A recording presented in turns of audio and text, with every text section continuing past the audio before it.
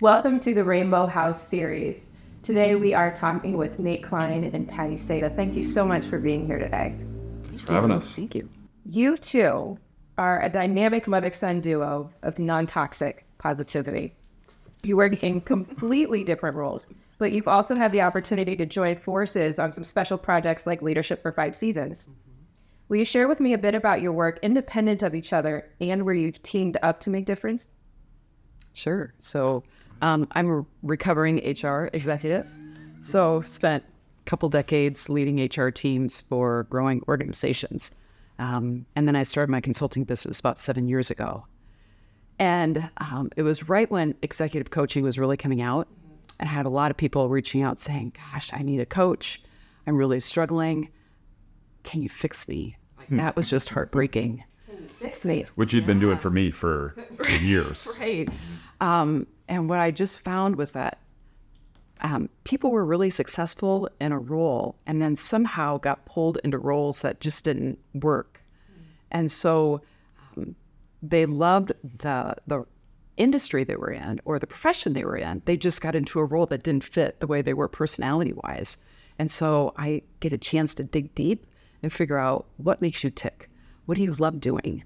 And how do we get you there? And when I can do that with individuals and teams and help them to grow and flourish, that's my jam. So that's my story, sticking to it. Should. What have you been up to? I am a week and a half into a new job. And so I currently serve as the Vice President for Education at Junior Achievement of Eastern Iowa, where I get to, it's been amazing. It's actually been a full circle journey for me because about 20 years ago, I interned with the amazing women that now currently also lead the organization when I was a student at Mount Mercy. And so spent the last 9 years in higher ed on the Hill, and then came over to help expand and really focus on how do we support students and inspire them to be global citizens. And it's really about making connections with volunteers, connecting with organizations, and looking at a paradigm shift on how we can engage students in financial literacy, work readiness, entrepreneurship, to make a difference in not only their lives, but when they graduate and go off and do whatever it is they want to do. Whatever it is. And finding that. So tell me about what it's like working together. It's fun. So, when you are the son of someone that does a lot of really great things in the community, you try to figure out your own path, but also realize that there are some things that you can collaborate on as well. And I thought back to one of the first things that I got to work with Mama on. She started this youth camp, which I'll let her kind of tell that story. But it was really this idea of how do we bring people together to learn about the community. So maybe you can tell that, and I can tell the spin-off of that. Sounds good. Yeah. Sounds good. So the kids, Nate and his sister, used to always volunteer a lot, even when they got into high school and college. And I remember someone asking me, like, why do they volunteer so much? And I said, well, so why do you volunteer so much? And he said, well, like every teenager goes, Mom, that's just what we do. Yeah. I'm like, oh, so what if we started a camp that inspired our youth today to be the community leaders of tomorrow? And so talked to 2 other women. I'm like, well, you have a middle school kid and you have a middle school kid and I have one, not you, the younger one. And let's just start a camp. And so we did this 4-day camp, inspiring our youth today to be community leaders of tomorrow. And I said, by the way, I need help because I can't have 12 kids all on my own. So why don't you come along? Yeah. And so that's how he started. Yeah. And it was really cool because I learned in those first year of camp, and then I actually moved down to Georgia. And so when I saw this camp being successful at a distance, I reached back out to Mom and said, hey, we have the same thing here. Can we partner up with United Way? Can I steal what you made and create another wheel down there? And we started that camp in 2010, 11 down there, and it's still going today. Do we call that theft or franchise? Franchising, yeah. I think there was no money exchange. There was just ideas. Just ideas. But it was great because we got to focus on topics that students didn't really know. And by learning and engaging here, it created an opportunity for those students to be exposed to things that, because of their background, their privilege, whatever it might have been, they would have never been exposed to. Homelessness and resources that the community needed. And then even some of the kids in the camp utilize some of those, and to have those students intermixing together, that was a really powerful experience that we wouldn't have brought if we hadn't have done it here. So I imagine there's like a ripple effect from that, right? Yeah. Because now they're going to engage with the world. Yeah. Well, their siblings would come to the camp, Yeah. in subsequent years. So once you came once, you couldn't come back. Oh. Right? So it's a one and done thing. And Yeah. most of them came in like, oh, I don't want to be here. And by the next day, they were all in and excited. And, we're visiting all of these social service agencies and running at really low budget. And so any money we had left over, we gave back to the kids and said, how do you want to invest this in your community? Amazing. And it was just really powerful. And the families get involved. And yeah, so That's really cool. yeah. Really cool. To encounter either one of you individually is an uplifting experience, but to have the opportunity to sit with both of you is an enlightenment. Nate, do you recall any particularly impactful experiences or lessons from childhood that have contributed to the way that you engage in the world? Many probably not appropriate for the camera, but some. No, I'm just kidding. Yeah, a lot. I think a lot. And so when I was younger, we went to Grantwood Elementary, and so I grew up on the southeast side of town before moving to the Prairie District. And I remember very vividly being on the stage at Grantwood with the governor at the time, Governor Terry Branstad. It was his first go round. Yeah. And I was a first grader, and they said, who wants to be a reporter? And I think coming out of the household, we were always taught, like, hey, raise your hand and be involved and engage. And I just raised my hand. I had no idea what that meant. And I'm fairly positive that I didn't really take notes because I was in first grade, and I think I was doodling. But I got that experience and understanding, and as I look back, to ask questions and listen, which is something I'm still working on a lot. But it was a really vivid memory of raising my hand to say, hey, I want to do something. I want to be a part of something. And between that and a lot of the volunteer things that we did, a lot of the what Mom called cultural events, which were, hey, over Christmas, let's go to TCR and let's go do these things so that you're not just maybe staying at the house, were some really impactful things in addition to the volunteering stuff too.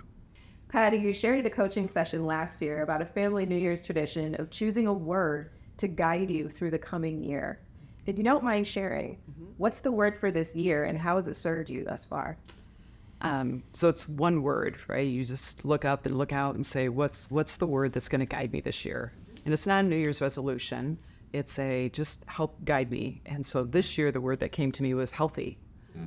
And at first I thought, oh man, like, am I going to have to go on a diet? Am I going to have to work out more? And what it really means to me is just live a healthy lifestyle. And one of the things I really want to be able to do is get on the floor and play with the grandkids. Like, that's just, when you read a lot about healthy cultures and environments, it's people who are on the floor and being able to get up off the floor and crawl around on the floor. And it's just so fun when the grandkids come in. Like, I just sit on the floor and I'm just looking at their little And they're face. all over the floor. Yeah. a lot of whack-a-mole right now. But to me, healthy is just being able to get on the floor, get up off the floor, be able to crawl in the back seat and lock into their little car seats. And if I can do those things, I can do most of the things that I want to do. Yeah. So to me, that's doing the right thing most of the time. Who brought this family tradition into existence? Who came home and said, this is what we're doing? We all did it independently. Oh, wow. So I was talking with a friend and we were talking about this and I'm like, oh, we should get a bunch of women together and have wine because, I'm always looking for a good excuse. So we started this and then I started talking to you and Steph and you're like, oh, well, yeah, we've been doing this. Yeah. Like, oh. Yep. And then Right. what's really fun is that then during Leadership for 5 seasons, so I've had the joy of helping to lead that for the last 5 years. And sometimes family things come up or other work things. And Mom comes in and she tag teams in and she talks about this one word concept. And it's one of the things that as leaders in the community reflect on the year of LFS, they think back, okay, this is something tangible that I can take away, that I can put in different aspects of my life, my personal, professional, civic mindedness. So it's been interesting, just a simple thing that you can bring into not just a classroom, but to a family, and to reflect back on to say, hey, I haven't failed at this. I'm going to work out 7 days a week, but it's like, I'm going to do this thing that focuses on me and how I can help others. Right. Yeah, it's hard to make really grandiose and unrealistic promises to yourself in one word. Yeah. Right. It's very true. So, you stamp it on a little bracelet and you wear it and you think about it and it's a guide. It's like, get back to center. So you actually wear it. Oh, yeah. She's full in. I'm all in. Yeah. Mom is a full in, 100%.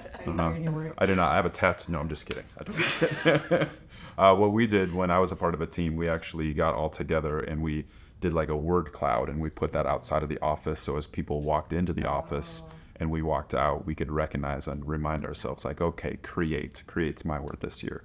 And how do you create space and how do you create opportunities or create new things? And isn't that the word, like some of the words are much bigger? Yep. So you sort of see the most prominent. Yep. Okay. Got it. Your family's grown quite a bit the last few years here. That is a fact. Didn't see that coming. No. What lessons do you each hope to impart to the next generation? One thing that Mom talked a lot about, her kind of mantra to us was to be good, be safe, and what's all this one? Be happy. Really impactful. Got it. Be good, be safe, be happy. Yeah. Actually, I think he even got like a Pandora bracelet for you Yep. that says that. Be good, be Yep. safe, be happy. And that's something that we kind of took, Steph and Blake and I, throughout our lives, and also gave me the agency to say, okay, what is it going to be for our family, and not just I'm going to take that. And so the girls and I actually talked, and Jenny, with the 4 kids, because Tobin and Riggs aren't quite in the talking stage yet. Right. And we talked about, okay, what's our kind of family mantra and thing that we want to talk about. And so we came up with, I will be brave, I will be kind, I will have fun, and I will love one another. And so we talked about it, and I was like, how do we put this into practice? And so every morning, the girls, before they get on the bus or we leave, they say that, and we say it together. And we talk about kind of what it means. And I think, bravery is something I learned growing up about raising your hand and helping people out. And so I hope the girls and the boys are able to see like this is having courage, being kind. I don't think is self-explanatory anymore. And so talking to our kids about what kindness means and giving back to the community, and understanding that what we have is a privilege, and how do we help others out.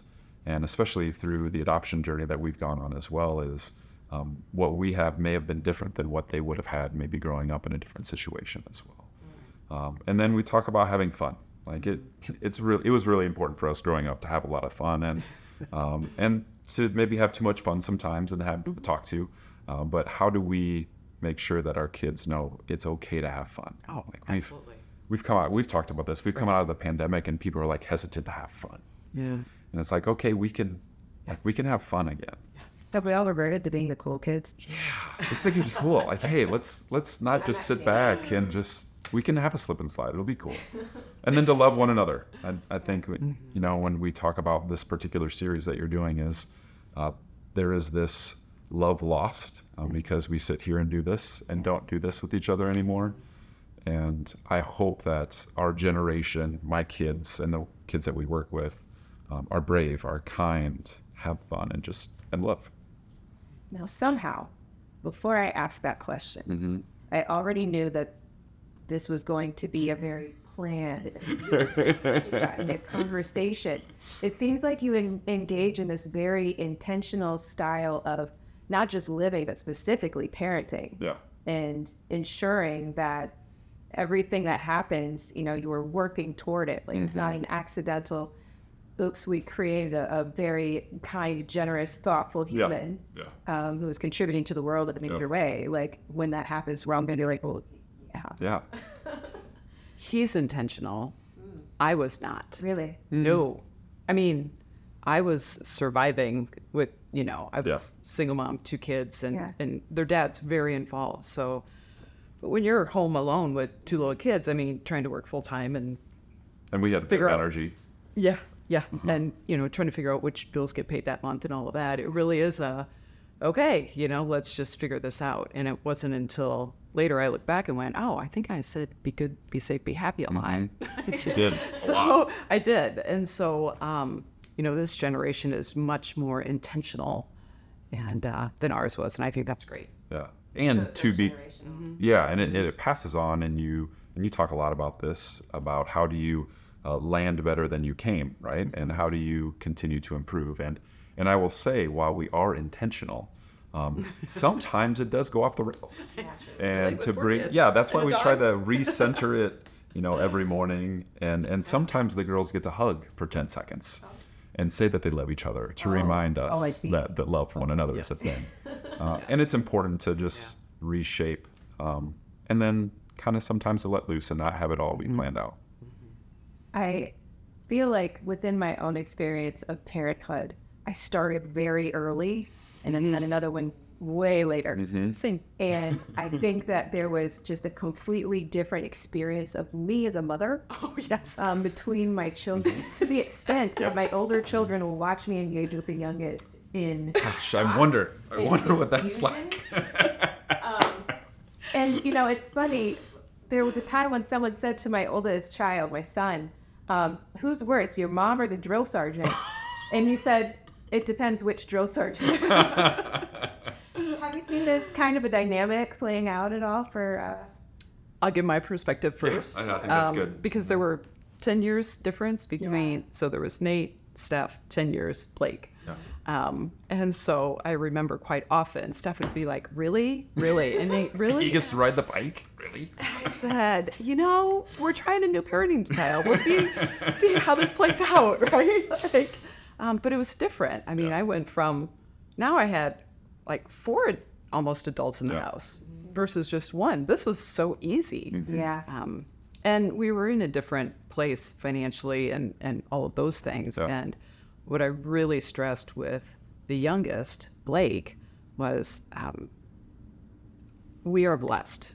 I mean, we're really blessed. That doesn't mean you get to act spoiled, right? Someone had said, how do you keep your kids from being spoiled when you have more resources? And I said, I've seen people with financial resources be very humble and feel blessed and have gratitude. And I've seen people without those resources be spoiled. So it's a way you parent. And it got through. I mean, he was a hustler. Like, he's an entrepreneur, like at the age of 12, and running his own business, and now owns his own business, and learned those lessons. But it was something that Steph and I did notice. Oh, absolutely. There were some differences. Yeah, I did that on purpose. But I think we all landed okay. I think you turned out. Is he date this entrepreneurial? Is that your example by watching mom? Well, Dan, my husband's a realtor, so we're both fairly entrepreneurial. And so, he came home one day and said he quit his job. We're like, how you paying for that truck? And he pulled out he's 15, right? Yeah. He pulls out this sheet of paper and he went, well, if I start a lawn care business and I can borrow your riding lawnmower and I'll pay for the gas and I'll pay for this, and if I charge this and I have this many, and then he said, oh, and Mom, the best part is I can go on family vacations.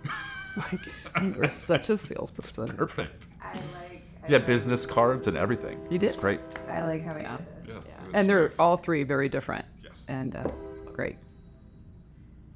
Both of you have expertise in managing one of the most difficult and scary concepts known to mankind: change. What should people know about adaptability and fear of the unknown? Some people handle change better than others. And there's a personality style that will help us to understand how people will handle change. And so that's, again, getting to the core of how you're wired. We handle change exceptionally well. We love change. We're like very creative people. We also don't want to be told what to do. So we're going to handle change well if we agree on where we're going and then get out of our way and let us go do it. Some other people are going to handle change well if you have a very clear roadmap for them and you've taken away all the risk. So this thing of, you don't handle change well, okay, Handle it differently. you handle it differently. And if we can stop the name calling and stop the you should do this and shooting on people and all of that, and just, hey, what's it going to take for you to be comfortable with where this is going? And have that conversation, Yeah. we can make those changes. But it's the in your face and you should and you have to. It's not, it doesn't Without allowing them to be involved kind of on the front end. Right. Right. And I think I talk a lot to students, both in my past job and my current job about the simplicity of change. Because when I ask people like who likes change, normally about 50% of the group will raise their hand. And then after some activities, we realize that people inherently don't like change unless they know their why or adapt to that. And like you talked about, and have this kind of lean towards it. And I'm a recovering business professor, so we create acronyms for everything, right? So I always talked about the ICE, the ICE of change is it's easy to identify things that need to change, like societal changes, or I know that I need to change the oil in my car. Like I can identify that. I can probably easily communicate that. And those things are simple for people to do. They're not always easy, but they're simple. The tough one is the embrace change. And that's where you get into what Mom talked about is some people, like myself, will say, cool, let's go. Even if I'm in the middle of something, let's try this thing because I'm not necessarily afraid of what that failure would be. Whereas others have maybe been burned in the past, or whoever the person is that's talking about the change, they don't ideologically agree with. And so how do we, as a society, allow people, it comes back to being able to come together and talk and understand how people are wired. Because we try to operate in a way that is like us, because it's easy to do it that way, instead of operating how somebody else does. Because I think I grew up understanding the golden rule, which was treat others as you want to be treated. And then I learned this platinum rule of treat others as they want to be treated. Right. And if you can help people understand change in that way, they will maybe more quickly get on board. That is so hard to do. Because how do you predict? Can't. Human nature. You don't have to. Yeah. Let's just sit and have a conversation, right? Let's just talk through, this thing isn't working.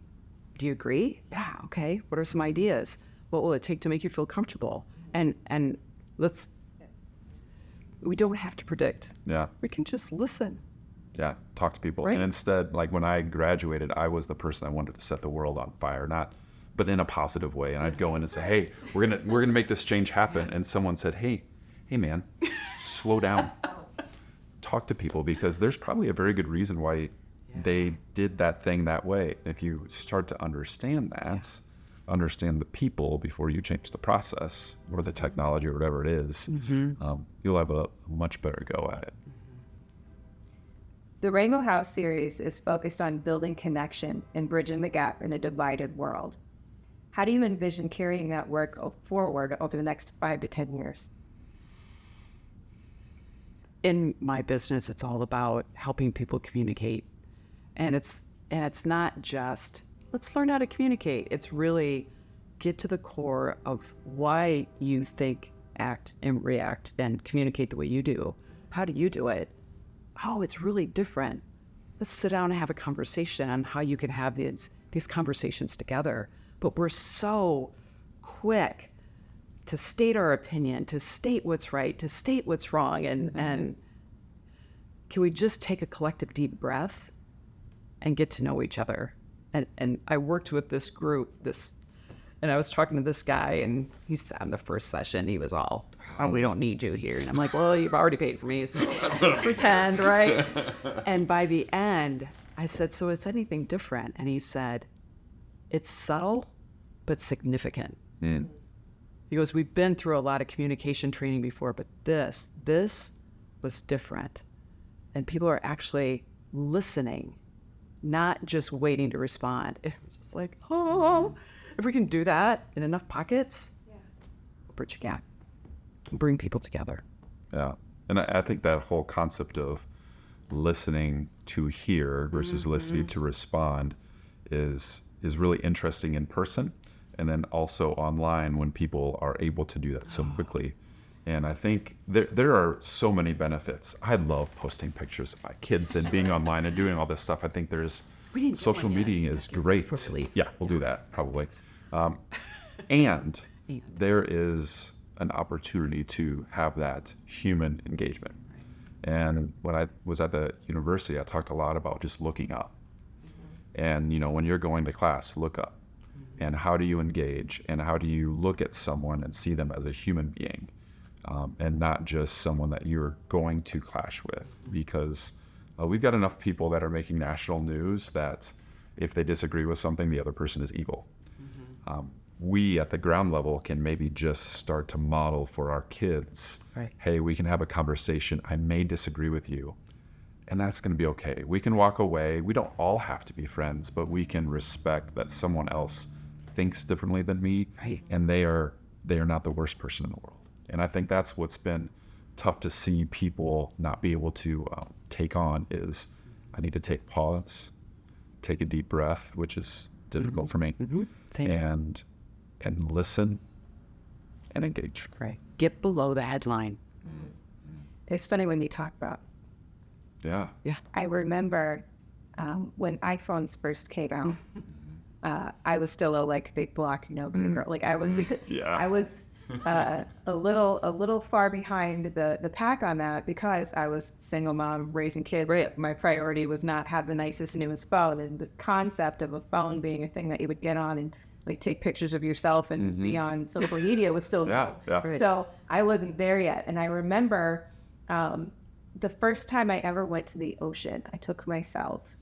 I didn't get to go on a family vacation or anything like that. So I went myself. I went with my sister, and my good friend lived in Florida. And we all went to this beautiful St. Pete's Beach, Florida. Oh my God, it was stunning. Yeah. And I'm surveying this incredible scene. I've never seen this in my, there's just waves and there's sun and there's birds flying overhead and just the sound is just, it was everything I could have ever dreamed. And I turn around and they're both sitting there. And all I can see is the top of their heads. And it's so easy to get caught in that. Yeah. And I do. I do. Absolutely. And then I look up and go, what just happened to that hour? Yeah. Yeah. Or I look up and I see my kids staring right back at me, and I'm like, man, that is a great reminder of I need to get back on the floor. I need to engage. Right. And I need to make space for this over here. And I need to make space and time for this. And I think kids of all ages and colleagues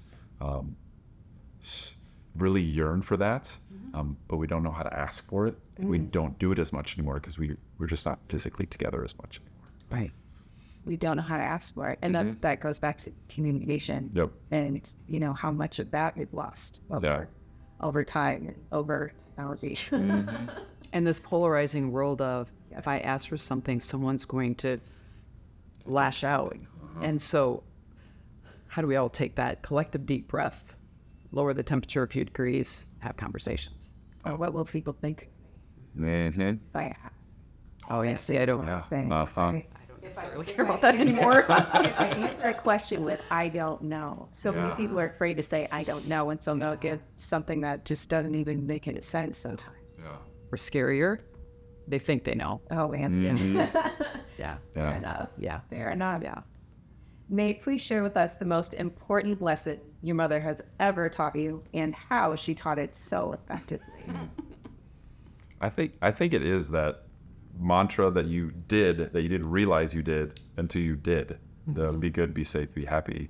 And as I reflected back on it over the last several years, as we started our own family, Jenny and I think it was not as simple as just those words.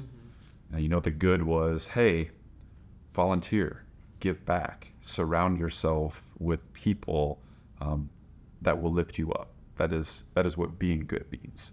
Make good choices. Yeah, make good choices. Being safe was, I think, maybe in younger years, don't climb on that thing and get the scar on the back of my head, which I have, or that one right there from the snowball fight, or these things that just was physical safety. But then it was more about safety of family and being around each other, and that having that safety net of humans, but then also having financial safety and understand what that meant as well, and then job security. All those things came back to that. And then the be happy, I think we laughed a lot. And then we Steph and I and Blake pushed the envelope on what we thought was funny. Yeah. Sometimes. And those were pretty, they weren't always vivid lessons, but they were accumulated lessons over time that as we've talked and looked back, that's kind of what we learned from Mom. And the be safe, it wasn't a safety Sally environment. I mean, I pushed them. Yeah. Right? off the diving board, you're right. Just it's not the safety that we have today. It was more of the, bad things happen to good people. And so just be smart and think about consequences, natural consequences. You got to, fall on your head a couple times, and I can't put bubble wrap around you. That didn't want it. Yeah, no. And so it wasn't this, just be scared. Be smart and take those chances, taste those risks. You're going to fall on your face a few times. Which I did. I was, every once in a while they would ask, well, you think I should do this? And I went, listen, I was college dropout, married at 19, divorced by 22, 2 kids. I mean, my bar for doing what most people would say is stupid crap is pretty low. So as long as you don't break the law. Don't break the law. Yeah, don't end up in jail or the morgue or the ER. Like, those are the things. Yeah, those were the things that were pretty important. That's a solid rule. Don't go to jail. Yeah. Yeah, go to jail. Been successful so far. So. Yeah. Well done. Thank you. We're not done yet. Patti, what is the most important lesson you have learned through the experience of motherhood? Oh, don't try to be perfect. I feel my heart goes out to young parents these days because there are so many resources of how to do this right and that right and what you should say and what you shouldn't say. And I'm really glad. It's a lot. And I think there's just this pressure. Oh, you got to do it this way. And just do the best you can, right? And ask for help when you need it. And I do think one of the reasons they turned out pretty okay, it didn't always go well, right? They were 2 and 4 when I got divorced, right? And good guy and all of that, and he was in their life. That's hard on a 2 and a 4-year-old, and I didn't give him any slack for that. Like, we're not going to use that as an excuse. And I'm sure it was really hard on a 2 and a 4-year-old, but it was, I think it can't be perfect. They got to learn those coping skills at some point. And the more you put it off, the harder it is to figure it out. Let them make those mistakes when they're young. Yeah. Does that make sense? Yeah. Now that I've got 2 that I've reached adulthood, I'm trying to figure out when do I stop letting them make mistakes because Oh, it's hard. Oof, Dad. It's hard. it's such a different dynamic. It is. It is. How did you cope with that transition period of like reaching 18 and then reaching, I don't know what age they moved out, but if you still have 19 and in the house, I'm always like, oh, they'll let you know. Oh, they'll let you know. Oh, they'll let you know. Yeah. And you've had to dig in your heels a couple times. Like, that's what you think. That doesn't fit me. Nope. It's like, and it's coming from a good place. It's coming from I really believe you need to hear this and do this. Okay, Mom. And? So they've had to like, thanks, but no thanks. Like, okay. And I love you. Absolutely, right? I mean, if my mom were alive today, she would tell you there are many times I did opposite of what she thought I should do. So you gotta let him make those choices. We can't, gotta take the bubble wrap off. My mother used to tell me, everything you do to me. My mother said, you don't deserve those kids. Oh, man. Oh, man. It's just like, I mean, they were great, and they still are. They didn't cause me grief that I know of. A blessing. Yeah. It really, yeah. What did I not ask you that I should have? That's a really good question. My favorite one. One of my favorite questions as I've talked to students about, the world that we live in and how they're growing up to be productive people of society is, when did you learn a lesson the hard way? And what life lesson have you learned the hard way? And so that's what I would pose to you to then be able to ask us that question. Nate, what have you learned the hard way? You can make a PowerPoint slide, have goals of your whole life, and none of it will work out like you thought it would. I was a planner. I grew up where I had someone in my life that had multiple reservations for breakfast, lunch, and dinner on family vacations just in case something would go wrong. Didn't find out that until later, right? So, and I had parents that were super supportive and achieved amazing things without college degrees, and I worked at universities, and so I can appreciate where they had goals and had set in life. And so when I came out, I set all these goals, like I'm going to do all these things. And then I got married, which by the way was on my goal sheet, and my wife still makes fun of me for that. But we were able to achieve that. And the thing that then I learned the hard way was we wanted to have a family. And we're like, oh, we come from big families.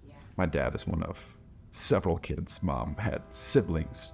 My wife's mom was one of 14. Dad was one of 11. Like, there's fertile mortal hanging out.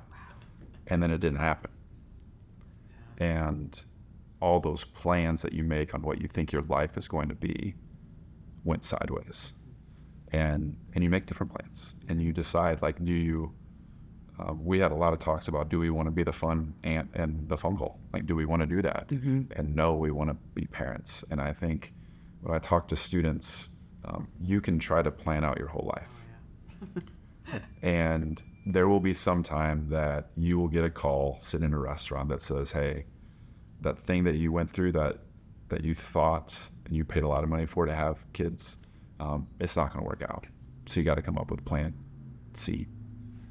And that was a tough lesson, and a good lesson, and I wouldn't change any of it in the world for that. But yeah, you can plan your whole life, and you should have goals, and know that sometimes the path is going to change. Yeah. So, now you are going to be a parent. Yeah, they're the 4 and done, by the way. This is going to be very public, right? This is, we're done. Social worker knows, our social worker knows not to accept the calls, and we're good. And the family's beautiful and complete. Yeah, absolutely beautiful. You're like, man. Very. Thank you so much for your time today. I really appreciate the opportunity to talk with both of you. Thanks for the opportunity. This was fun. This was fun. Thank you. Thank you very so much. Really appreciate it. Appreciate it.